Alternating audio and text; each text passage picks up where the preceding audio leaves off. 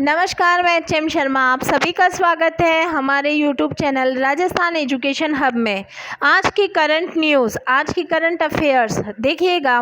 केंद्र सरकार ने हाल ही में कितने देशों के साथ कितने लाख करोड़ का कृषि अवसंरचना कोष स्थापित करने को मंजूरी दी है? तो वो है 1 लाख करोड़ रुपए। आपको ध्यान में रखना है कितने हैं, 1 लाख करोड़ रुपए है। और इसके लिए जो है केंद्र सरकार ने क्या दी है, मंजूरी दी है। इसके बाद हाल ही में किस शहर के साथ टाटा मेमोरियल सेंटर की एक टीम ने लाल के नमूनों में मौजूद आरएनए वायरस का पता लगाने के लिए रमन स्पेक्ट्रोस्कोपी का प्रयोग किया है? तो वो कौन सा है? वो है मुंबई। आपको ध्यान में रखना है।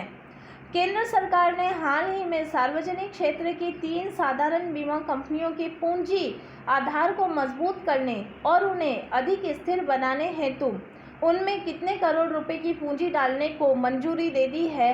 तो वो है 12,450 करोड़ रुपए। ये भी आपको ध्यान में रखना है। इसके अलावा हाल ही में किस राज्य सरकार ने नेकर सम्मान योजना की शुरुआत की है? तो कौन सी है? वो कर्नाटक है। भारत के 66वें शतरंज ग्रैंड मास्टर जो बने हैं उनका नाम है जी आकाश। ये भी मोस्ट आईएमपी है और यहाँ से क्वेश्चन आते हैं।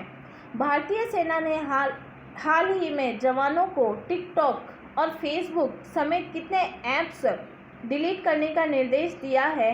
तो देखिए, भारतीय सेना ने जो है वो 89 ऐप्स डिलीट करने का निर्देश अपने जवानों को दिया है। आपको ये भी ध्यान में रखना है। इसके अलावा यदि मैं आगे के क्वेश्चंस की बात करती हूँ तो हमें ये भी ध्यान में रखना है कि शोले में जो सुरमा भोपाली का रोल करने वाले प्रसिद्ध कलाकार हैं उनकी मृत्यु हो चुकी है और वो एक बहुत अच्छे कॉमेडियन थे जिनका नाम था जगदीप। हाल ही में किस राज्य सरकार ने डॉक्यूमेंट को स्कैन करने के लिए सेल्फ स्कैन पोर्टल को लॉन्च किया है? तो वो कोई और नहीं, पश्चिम बंगाल है। अखिल भारतीय शिक्षा परिषद ने एमसीए पाठ्यक्रम की अवधि 3 साल से घटाकर कितने साल की कर दी है? 2 साल की कर दी है। ब्रिटेन ने भारत के साथ एक व्यापार परिषद जिसे यूकेआईबीसी के नाम से जाना जाता है और किसको नए समूह या कार्यकारी अधिकारी के रूप में नियुक्त किया है इसमें? तो जयंत कृष्णा को जो है नए कार्यकारी समूह अधिकारी के रूप में नियुक्त किया है। किस बैंक ने हाल ही में जीवन बीमा उत्पादकों की पेशकश के लिए बजाज एलियंस के साथ समझौता किया है? तो उस बैंक का नाम है करूर वैश्य बैंक। ये भी हमें मोस्ट आईएमपी है, ध्यान में रखना है। आयुर्वेदिक चिकित्सक और शोधकर्ता ने भारत और किस देश में कोरोना वायरस के खिलाफ बचाव हेतु आयुर्वेदिक दवाओं का संयुक्त क्लिनिकल परीक्षण शुरू करने की योजना बना रहा है? तो वो कोई और देश नहीं, अमेरिका है। आपको पता है अमेरिका में भी कोरोना का कहर जो है वो बड़ा जारी है।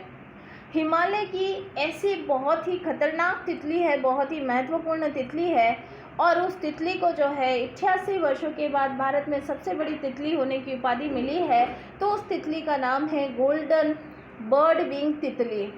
विश्व स्वास्थ्य संगठन यानी WHO द्वारा की गई हालिया घोषणा के अनुसार मालदीव और किस देश ने वर्ष 2013 के निर्धारित लक्ष्य से पूर्व ही दक्षिण पूर्व एशियाई क्षेत्र में खसरा और रूबेला को समाप्त करने वाले पहले 2 देश बन गए हैं? तो वो है मालदीव के साथ श्रीलंका। हाल ही में संयुक्त अरब अमीरात ने किस देश के साथ एक ओपन स्काई समझौता करने की इच्छा व्यक्त की है? तो वो कोई और नहीं, हमारा भारत ही है। हाल ही में किस राज्य सरकार ने चीनी उपकरण और डिवाइस का इस्तेमाल न करने की घोषणा की है? तो वो कोई और नहीं, यूके है। यूके का मतलब उत्तराखंड। विदेशी समाचार वितरण संगठन मल्टी सिस्टम ऑपरेटर्स यानी कि MSO ने किस देश में भारत के सभी निजी न्यूज़ चैनलों पर रोक लगा दी है? तो वो है नेपाल। आपको ध्यान में रखना है। BCCI ने हाल ही में अपने किस CEO का इस्तीफा मंजूर किया है? तो राहुल जौहरी का इस्तीफा मंजूर कर लिया गया है। ये भी मोस्ट आईएमपी है।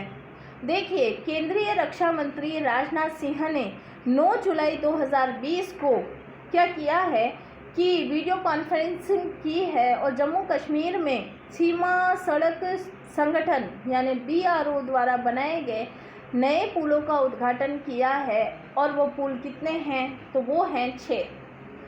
किस देश ने चीन का राष्ट्रीय सुरक्षा कानून लागू करने के विरोध में हांगकांग के साथ प्रत्यर्पण संधि को खत्म करने की घोषणा की है तो वो कोई और नहीं ऑस्ट्रेलिया है।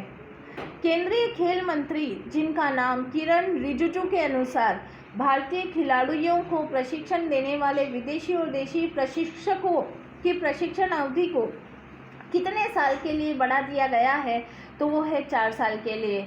विश्व चॉकलेट दिवस कब मनाया जाता है? 7 जुलाई को मनाया जाता है। हाल ही में किस राज्य सरकार ने देहिंग पटकाई वन्यजीव अभयारण्य को एक राष्ट्रीय उद्यान के रूप में अपग्रेड करने का निर्णय लिया है तो वह है असम है।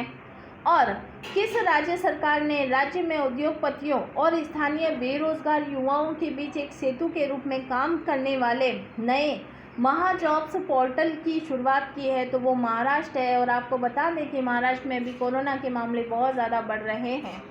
इसके बाद यदि मैं बात करती हूँ तो अंतिम प्रश्न है विश्व जूनोसिस दिवस किस दिन मनाया जाता है तो वो है 16 जुलाई के दिन मनाया जाता है।